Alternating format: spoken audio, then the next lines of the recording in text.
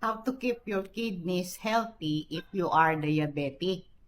Ngayon, ang gawin mo, panatilihin mong normal ang blood sugar mo. Ang blood pressure mo dapat below 140/90.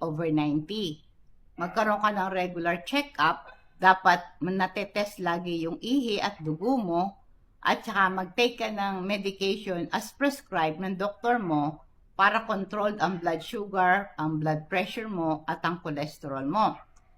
Magkaroon ka ng lifestyle changes. Kumain ka ng healthy diet.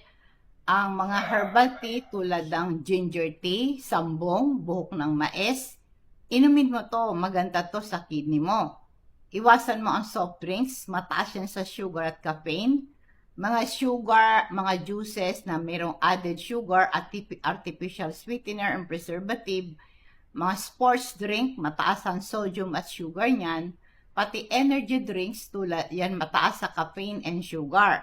Nakakapagpatas ng blood pressure yan at blood sugar mo.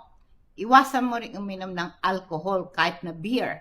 Ito po ay nahihirapan ang kidney mo sa pagsala dyan.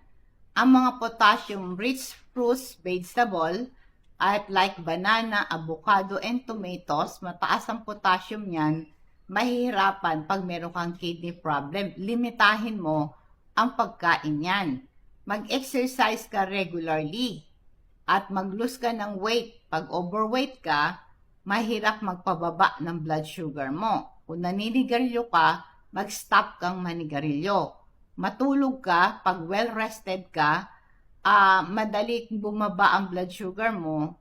Basta gawin mo, 7 to 8 hours ang tulog mo, gabi-gabi. Nasabi ko po yung exercise, nakakatulong para makontrol ang blood pressure mo, ang blood sugar mo. At least meron kang 30 minutes moderate exercise every day. Ang paninigalyo, nakakapagpakipot ito ng blood vessel na nagsasapply ng dugo sa kidney mo. Alisin mo na yon. Nakakabawas ng oxygen na nakakarating sa kidney mo pag naninigarilyo ka. Ang pagmamanage ng high blood at saka blood sugar mo ay sa pamamagitan ng regular check-up na dapat nakikipagkita ka lagi sa doktor mo regularly, test lagi yung dugo mo at ihi mo para ma-detect ano man ang kidney problem